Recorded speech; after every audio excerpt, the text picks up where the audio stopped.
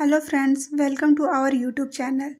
आज हम base, exponent और पावर के बारे में पढ़ेंगे। जैसा कि हम जानते हैं कि 2 टू दी पावर 5 को हम लोग 2 into two into two into two into to 5 times लिख सकते हैं। इसी तरह 2 का पावर m को 2 into two into two into m times लिख सकते हैं। इसीलिए a to the power b means base a is multiply exponent b times, means कि a को जो है वो b टाइम्स मल्टीप्लाई करके लिखा गया है। अब हम जानेंगे बेस, एक्सपोनेंट और पावर किसको बोलते हैं। तो बेस किसको बोलते हैं, एक्सपोनेंट किसको बोलते हैं और पावर किसको बोलते हैं। अब हम एक एग्जांपल लेंगे। 8 टू द पावर 3 है। 8 टू द पावर 3, इसमें 8 जो है वो बेस है, 3 जो है वो एक्सपोनेंट है और इस पूरे को 8 टू द पावर 3 को हम लोग पावर बोलेंगे। और इसको हम लोग पढ़ेंगे कैसे, 8 रेज टू दी पावर 3। क्या पढ़ेंगे, 8 रेज टू दी पावर 3। आगे हम लॉज ऑफ एक्सपोनेंट पढ़ेंगे। लॉज ऑफ एक्सपोनेंट मतलब कि एक्सपोनेंट को सॉल्व करने का रूल। अब है a बाई बी, इसमें बेस और बेस अगर बराबर होगा तो उसके पावर को इसके एक्सपोनेंट को ऐड कर देंगे। इसी तरह इस दूसरे में भी है, बेस दोनों का सेम है तो दोनों का बेस अगर सेम है तो इन दोनों पावर को, एक्सपोनेंट को माइनस कर देंगे। अब है a बाई बी है, इसके पावर के ऊपर पावर है तो क्या करेंगे, डायरेक्ट इन लोगों को मल्टीप्लिकेशन कर देंगे। और 4th नंबर में आएंगे a by B into C by D के ऊपर में पावर है तो क्या करेंगे, पावर हम अलग कर देंगे, दोनों के साथ देंगे और पावर जो है इन दोनों के साथ भी अलग अलग करके लिख देंगे। अब 5 में a बाई बी के ऊपर में माइनस पावर, माइनस रहेगा तो क्या करेंगे, हम दोनों को रिवर्स कर देंगे। a बाई बी को b बाई a में लिख देंगे और जो हमारा एक्सपोनेंट नेगेटिव है उसको पॉजिटिव कर देंगे। अब 6 नंबर में है कि किसी भी पावर 0 होगा तो उसका वैल्यू हमेशा क्या होगा, 1 होगा। हमारे पास 2 और रूल्स है कि नेगेटिव नंबर के ऊपर में अगर इवन पावर है तो वैल्यू हमेशा पॉजिटिव होगा और नेगेटिव नंबर के ऊपर में अगर ऑड पावर है तो वैल्यू हमेशा नेगेटिव होगा। अब हम इन लॉज ऑफ एक्सपोनेंट को यूज़ करते हुए कुछ क्वेश्चन को सॉल्व करेंगे। ये क्वेश्चन नंबर 1 है जहाँ की 3 बाई 5 का पावर क्या है, 3। तो 3 है, 3 दोनों में अलग अलग हो जाएगा, 3 to the power 3, 5 to the power 3 और 3 टू द पावर 3 को हम लोग 3 इंटू 3 इंटू 3 लिख सकते हैं। नीचे डिवाइडेड बाई 5 इंटू 5 इंटू 5 लिख सकते हैं। अब इन तीनों को मल्टीप्लाई करेंगे तो 27 आ जाएगा और नीचे को मल्टीप्लाई करेंगे तो 125 आ जाएगा। अब दूसरे क्वेश्चन में क्या करेंगे, नेगेटिव नंबर है, इस नेगेटिव नंबर का पावर 5 है तो पहले हम तोड़ लेंगे, दोनों में पावर डिस्ट्रीब्यूट करेंगे। -2 to the power 5 -3 to the power 5 है। अब जैसा हम जानते हैं नेगेटिव नंबर का पावर अगर ऑड है तो वैल्यू हमेशा नेगेटिव आएगा, तो इसके लिए नेगेटिव आया है। और 2 टू द पावर 5 को अगर मल्टीप्लाई करेंगे 2 into two into two into two into 5 times तो हमारा आएगा 32 और 2 टू द पावर 5 जो है वो 243 आएगा। नेक्स्ट क्वेश्चन को देखते हैं। तो 2 बाई 3 टू द पावर -3 है तो नेगेटिव पावर जो है नेगेटिव है, नेगेटिव जब भी रहेगा तो हम पॉजिटिव कर देंगे। तो इसको पॉजिटिव करने के लिए क्या करना है, रेसिप्रोकल कर देना है तो 3 बाई 2 हो जाएगा और जो नेगेटिव है वो पॉजिटिव हो जाएगा। अब इसको हम फिर से तोड़ सकते हैं, 3 टू दी पावर 3 हो जाएगा और 3 टू दी पावर 2 हो जाएगा। ये क्या है, 3 टू दी पावर 3 और 3 to the power 2 3 to power 3 और इसको हम 27 लिख सकते हैं और 2 टू दी पावर 3 को 8 लिख सकते हैं। नेक्स्ट है 4 टू दी पावर -2, माइनस है तो क्या करेंगे, हम इसका रेसिप्रोकल करेंगे। रेसिप्रोकल करने हैं तो इसके नीचे कुछ नहीं है, मीन्स कि 1 है तो यह क्या हो गया हमारा 4/1 का रेसिप्रोकल 1/4 हो जाएगा। पावर जो है नेगेटिव में था वो पॉजिटिव में हो गया। अब इसको हम आगे तोड़ेंगे तो क्या हो जाएगा, 1 का पावर 2 और 4 का पावर 2 और 4 का पावर 2 क्या हो जाता है 16, तो ये हमारा आंसर है। नेक्स्ट क्वेश्चन 5 में जाएंगे तो 2/3 का पावर 0, किसी भी नंबर का पावर 0 रहेगा तो उसका आंसर क्या हो जाएगा 1। Next question number 6। Question number 6 में दोनों का बेस जो है वो सेम है, 2/3 बेस सेम है, तो इसमें क्या हो जाएगा, पावर जो है वो ऐड हो जाएगा। पावर ऐड हो जाएगा तो 2/3 पावर हो जाएगा 3 + 2 5। फर्दर आगे हम लोग सॉल्व कर सकते हैं। 2 का power 5, 3 to the power 5, 32/243। Next question है। नेक्स्ट क्वेश्चन में क्या है, पावर के ऊपर पावर है, तो पावर के ऊपर अगर पावर रहेगा तो क्या होता है, मल्टीप्लाई करते हैं। दोनों पावर्स का क्या होता है, मल्टीप्लिकेशन होता है। तो जो नंबर है उसको हम एज इट इज़ लिख देंगे। 2 इंटू पावर में -3 है। अब नेक्स्ट जो भी नंबर है उसको ऐसा ही लिख देंगे। 2 इंटू -3 इक्वल टू क्या हो जाएगा, -6। -6 है, अब 6 आ गया -6, तो हम लोग क्या करेंगे, इसको रेसिप्रोकल लेंगे। रेसिप्रोकल तो नीचे वाला ऊपर चला जाएगा और ऊपर वाला नीचे चला जाएगा। जो एक्सपोनेंट है वो पॉजिटिव हो जाएगा। अब हम जानते हैं कि फ्रैक्शन कभी भी नेगेटिव डिनोमिनेटर में नहीं होता, तो इसको हम ऊपर कर देंगे। ऊपर करने के लिए क्या होगा, माइनस से इंटू कर देंगे। ऊपर नीचे इंटू कर देंगे तो ऊपर में हो जाएगा माइनस और में माइनस प्लस। अब इसको फर्दर सॉल्व करेंगे तो ये क्या हो जाएगा, ये प्लस है, नेगेटिव नंबर है, नेगेटिव का पावर पॉजिटिव, तो ये नंबर जो आएगा वो हमेशा पॉजिटिव में आएगा। और 2 टू द पावर 6 जो होता है वो 64 होता है। और 3 टू द पावर 6 जो होता है 7 to 9। आगे हम क्वेश्चन 9 देखेंगे। क्वेश्चन 8 देखेंगे तो इसमें क्या है, बेस सेम है और डिवाइड है। तो क्या करेंगे, बेस को लिखेंगे और दोनों को जो पावर है उसको माइनस कर देंगे। तो क्या हो जाएगा, 3 टू द पावर -6 -4। अब 3 हो गया।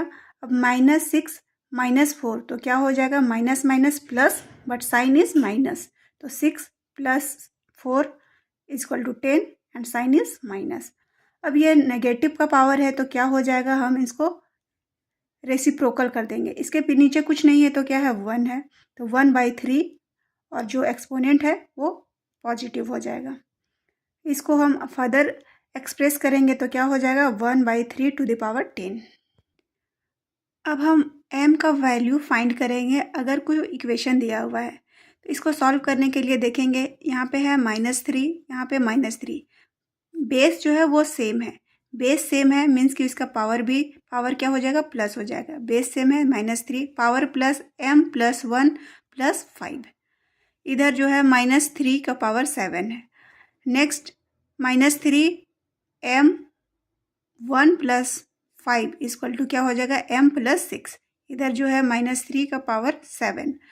अब ये बेस सेम है, दोनों का बेस सेम है, इक्वेशन है, तो इनका जो पावर है वो भी सेम हो जाएगा। तो क्या हो जाएगा, m + 6 = 7, m + 6 = 7। और m है, वेरिएबल को एक साइड रखेंगे, कांस्टेंट टर्म को एक साइड ले जाएंगे, तो 7 - 6, तो m = क्या हो जाएगा, 1। अब हम पढ़ेंगे मल्टीप्लिकेटिव इन्वर्स। तो मल्टीप्लिकेटिव इन्वर्स होता क्या है, अगर जैसे कि यहाँ पे दिया हुआ है 2 to the power -4, 2 to the power -4 है तो इसको 1/2 टू द पावर 4 हम लोग लिख सकते हैं। अब इसमें हम क्या इंटू करेंगे, कि 1 आ जाएगा, तो 2 टू द पावर 4 को ही इंटू करेंगे, इसको काटेंगे तो क्या हो जाएगा, 1 हो जाएगा। तो इसमें 2 टू द पावर -4 का मल्टीप्लिकेटिव इन्वर्स क्या हो जाएगा, 2 टू द पावर 4। इसी तरह 10 टू द पावर -5 है, तो इसको अगर हम लिखेंगे तो क्या करेंगे, 1 to the power 10 to the power 5 होगा। इसमें हम क्या इंटू करेंगे कि 1 आ जाएगा, तो 10 टू द पावर 5। अब दोनों को कट करेंगे तो 1 हो जाएगा, मीन्स कि 10 टू द पावर -5 का मल्टीप्लिकेटिव इन्वर्स क्या है, 10 टू द पावर 5। नेक्स्ट हम सॉल्व कर लेंगे।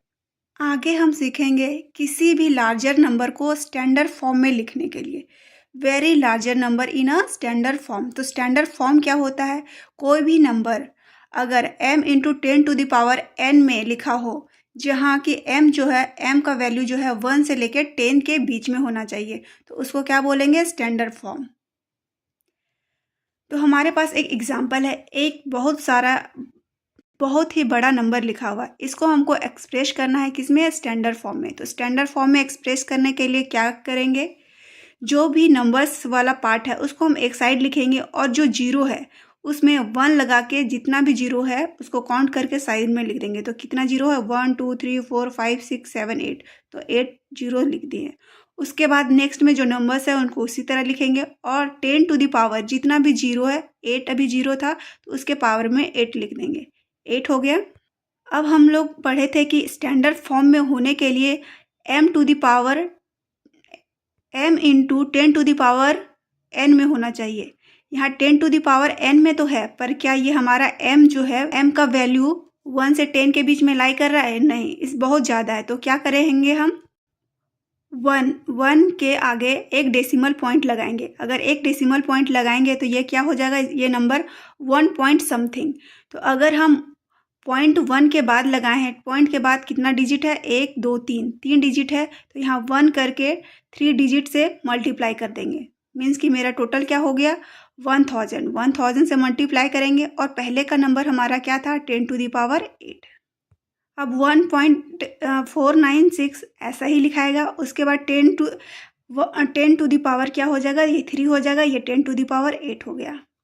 ये नंबर ऐसा ही लिखा जाएगा। अब ये है बेस, इनका क्या है? सेम है, तो बेस सेम है तो पावर क्या हो जाएगा? ऐड हो जाएगा, तो 10 टू द पावर 11 हो जाएगा। तो ये हमारा स्टैंडर्ड फॉर्म में आ गया। अब हम किसी भी लार्ज नंबर को क्या बनाएंगे? यूजुअल फॉर्म में। इससे पहले हम लोग स्टैंडर्ड फॉर्म में लाए थे, अब स्टैंडर्ड फॉर्म को यूजुअल फॉर्म में लेके आएंगे। तो उसके लिए क्या करना है? हमारे पास ये नंबर दिया हुआ है, इस नंबर को एज इट इज़ लिखेंगे। 10 टू द पावर 6 है तो 1 लगा के 6 जीरो बैठा देंगे। अब देखेंगे पॉइंट के बाद कितना जीरो है। पॉइंट के बाद 1 2 3 4 5, 5 जीरो है, तो 5 जीरो इससे कट जाएगा। बचा हमारा पास एक जीरो और ये पॉइंट में रिमूव हो चुका है। तो जो नंबर है हम सारे को लिखेंगे, एक जीरो बच गया था, एक जीरो को ऐड करेंगे। तो ये हमारा हो गया यूजुअल फॉर्म। अब हम किसी भी स्मॉल नंबर को स्टैंडर्ड फॉर्म में एक्सप्रेस करेंगे, तो उसके लिए क्या करना है? ये हमारा बहुत ही स्मॉल नंबर लिखा हुआ है, 0.0000000942। तो इसको हम स्टैंडर्ड फॉर्म में कैसे करेंगे? इसके लिए हम देखेंगे जो नंबर्स है उन नंबर्स को हम पहले लिख लेंगे। उसके बाद डिवाइड में डेसिमल के बाद देखेंगे, काउंट करेंगे कितना नंबर्स है हमारे पास, कितना डिजिट है। 1 2 3 4 5 6 7 8 9 10 11 12 13 14। तो 10 टू द पावर 14 लिख देंगे क्योंकि 14 डिजिट है डेसिमल के बाद।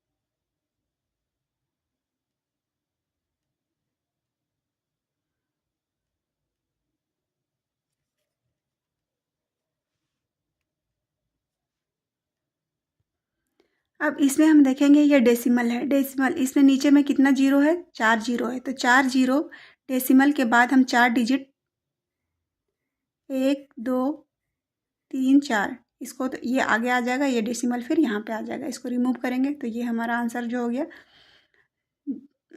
डेसिमल 0.00792, ये हमारा आंसर हो जाएगा। तो अब हमारा बेस, एक्सपोनेंट और पावर का चैप्टर ख़त्म होता है। Thank you for watching.